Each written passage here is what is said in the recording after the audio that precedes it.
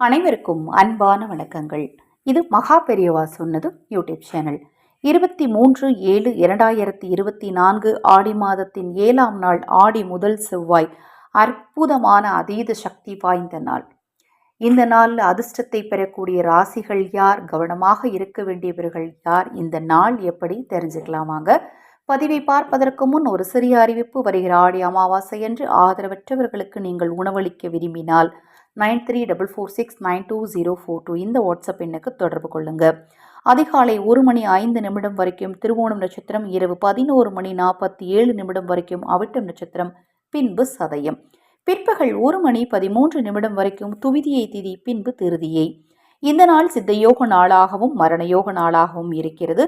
இந்த நாளில் மேஷராசிக்கு போட்டி, ரிஷபம் முயற்சி, மிதுனம் தடங்கள், கடகம் அன்பு, சிம்மம் உயர்வு, கன்னி சாந்தம், துலாம் வரவு, விருச்சிகம் கடன், தனுசு மேன்மை, மகரம் அசதி, கும்பம் புகழ்.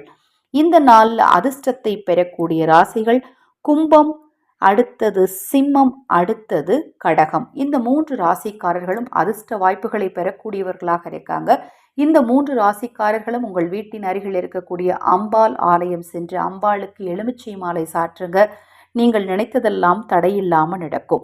அடுத்தது பார்த்தீங்கன்னா, கவனமாக இருக்க வேண்டிய ராசிகள் தனுசு, மீனம், மகரம். இந்த 3 ராசிக்காரர்களும் எதை செய்தாலும் ரொம்ப கவனமாக செய்யணும்.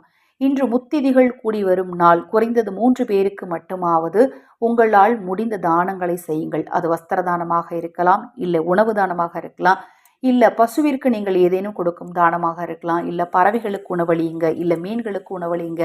தினமுமே தானம் செய்யக்கூடியதை பற்றி நான் தொடர்ந்து பதிவு செய்துட்டு இருக்கிறேன். ஏன்னா நம்ம கர்ம வினைகளை போக்கக்கூடிய மிகச்சிறந்த ஆயுதம் பார்த்தீங்கன்னா தானம் தான், பசி ஆற்றுவது தான். இதை நீங்கள் முடிந்த அளவு செய்யுங்க. கண்டிப்பாக உங்கள் வாழ்க்கையில் மாற்றம் உண்டாகும்.